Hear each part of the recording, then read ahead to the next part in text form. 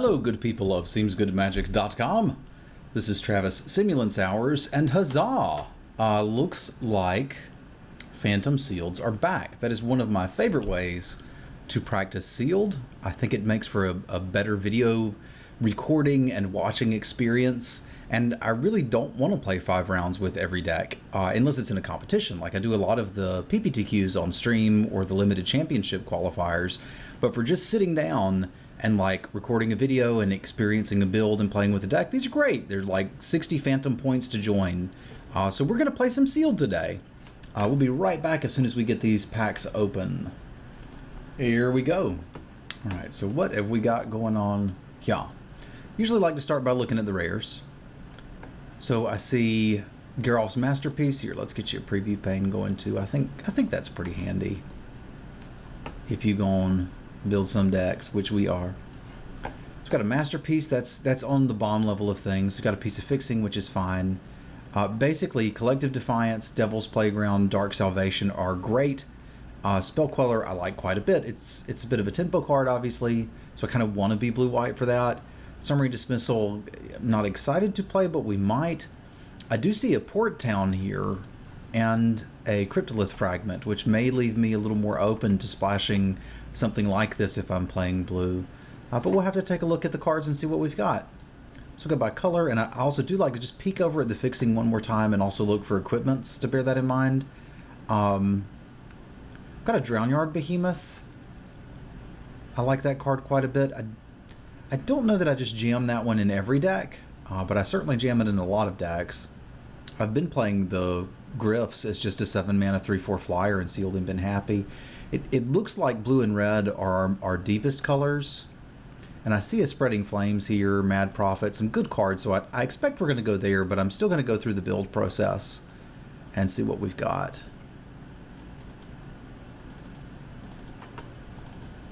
So let's see what you've got going on. This is actually one of the worst white pools that I've seen in a while, which is interesting. Basically, it's got 2 good removal spells and then nothing. So white is looking interesting for a potential splash if we need it. Usually red has enough removal that you don't need to splash for removal, but we'll keep that in mind. I'm certainly not playing white, but I could see those getting splashed. What have you got for me, blue? Some good flyers. Sleep Paralysis, I like that. Silent Observers basically terminate. Niblis is fine.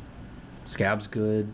A couple Drag Unders. They're not as good as they would be in draft, perhaps, but they're still good. Nagging Thoughts is a possibility if we end up with some Spells Matters cards.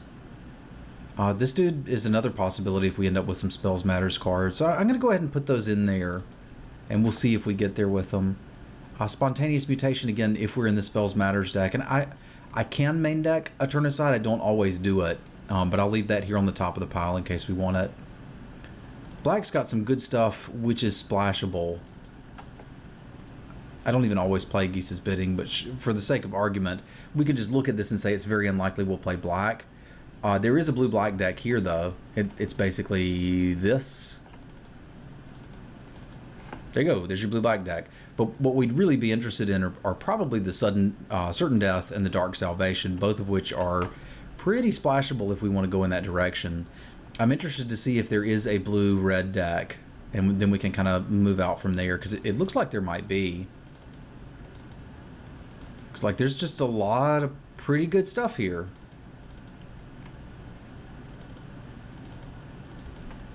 Got the Flow, we've got the Whelp. And that's about it. I mean, again, you can argue about whether dual shots in there or not, but like just looking at this before we even put in the Cryptolith Fragment, which I'd probably play, and the Drownyard Behemoth, which I'd probably play, this looks like a lot of playables. Devil's Playground's a pain in the arse. Collective Defiance does all the things. Spreading Flames is great. Vildenpack Outcast is a house. Gotstoff Arsonist is its little brother, but still, I guess that makes Gotstoff Arsonist an apartment. Sure, you're an apartment. And then Deranged Whelp is one of the best 2-drops that I've seen. So like, there's an interesting blue-red deck here. Is there anything in green that makes me even want to play it? Because I certainly haven't seen it so far. Clear Shot I would want. Rabid Bite. Grapple and Vessel. I mean, I think we can pretty easily dismiss this. Like the red has stuff that's just as good.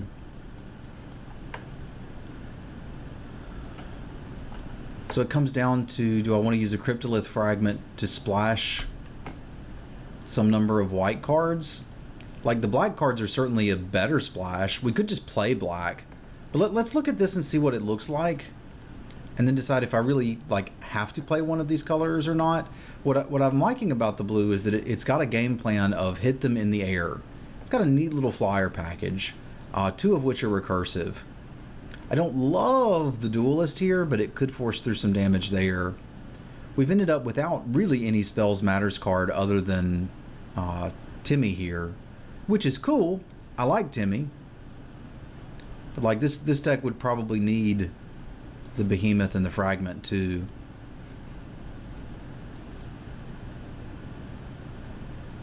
So you could probably just go through and cut some of the unexciting things here. Like Nagging Thoughts would be a pretty easy one. Dual Shot is a pretty easy one if you're going to play the Make Mischief. I think you play one of the two, and I'd rather play the Make Mischief initially. So like this is starting to look like a pretty reasonable deck because I've got so many cuts to make. What I actually want to do is look at Black-Red, because I think that's my only really other playable color, and see if it's doing anything that this isn't.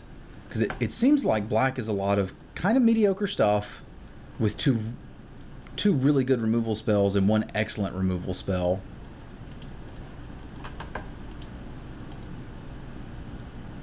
But it's really not bringing the creatures to the ball game. So red's going to give me access to a Prophet, an Outcast, Spreading Flames with a little bit of ramp. Nice solid removal. Yeah, I think blue-red is just where it's at. Yeah, we could play the Abundant Maw in that and it'd be fine, but I mean, we'd have to make cuts from this anyway. And even if I trimmed this, like, and took out spells, and let's see, we've got 20 minutes. You may as well think it through, Travis. Because, like, these do still count-ish as creatures, so it's 14-ish creatures, and this still is sort of a creature. It's just like the plan is kill all your stuff, and we're, like, playing this Stallion of Assmouth and excited about it.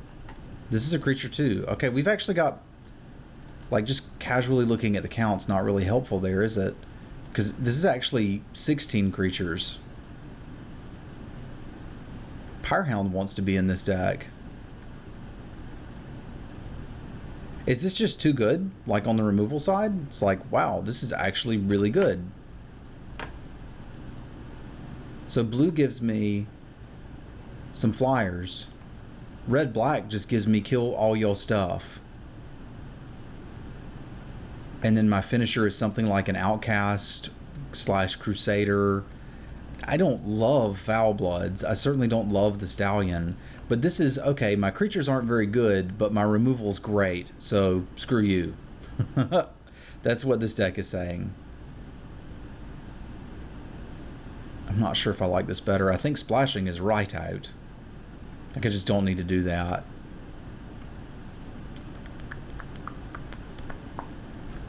Okay, so if I was going to maximize this deck, I'd probably cut the Vessel, and I'd probably cut the Cemetery Recruitment.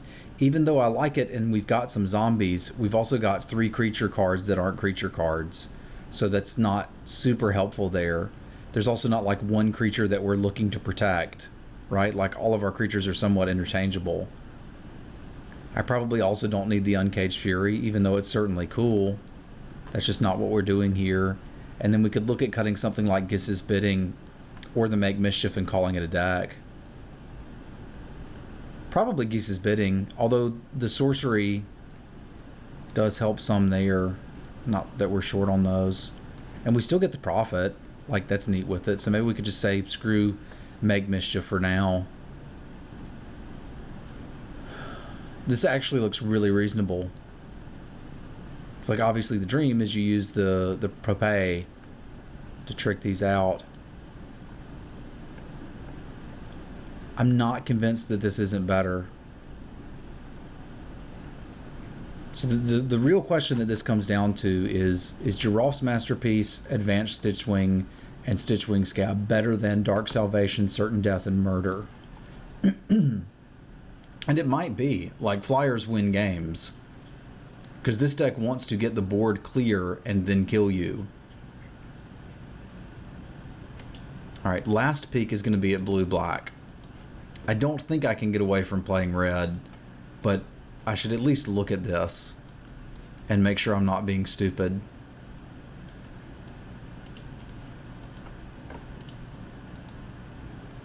This deck is what's up. I got 3 drops. I like 3 drops. Yes, I do. I like 3 drops. How about you? Like, you'd probably play Maw in this, even though you don't have great targets. This guy's fine. Like, he dies into something useful. You're probably not flipping this dude.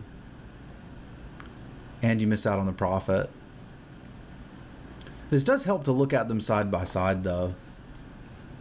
I think Dark Salvation and Certain Death and having access to a Murder are just too good. So I think I want to go with the red-black.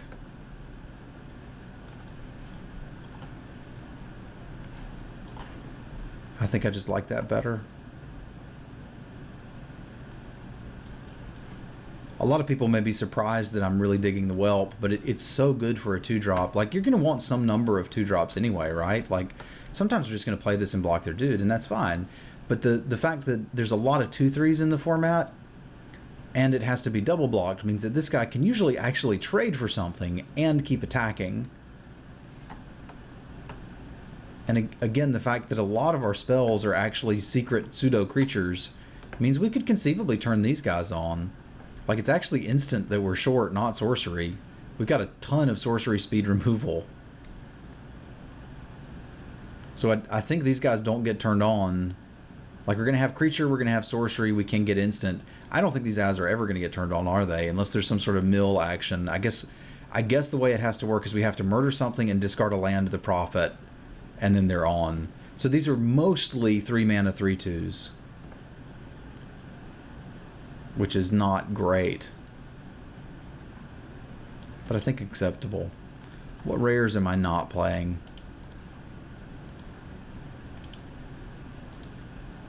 I mean, this puts me playing 3 of my rares. And, like, these don't count.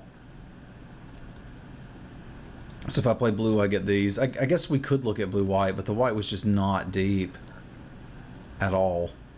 'Twas bad. 'Twas so bad. And there's good green. Not gonna lie. I don't really like fixing. I don't really like splashing unless I have good fixing.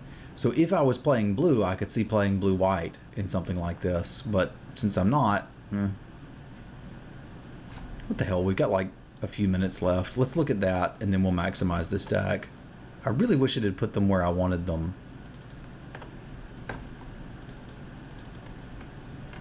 Because I just want to make sure we've explored all of our options. This is not going to have enough creatures.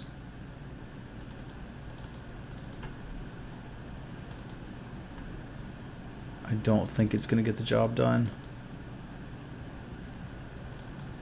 Yeah, we're at 9 creatures before we put in our Spell Queller. No, I've already got the Spell Queller in there. Okay, so yeah, that's not going to work. It's not going to work. Alright then. Let's just do this. Make sure I've got it where I had it. Probably looks like I would want to hedge on the black. We'll see. I don't think I want Abundant Maw in here.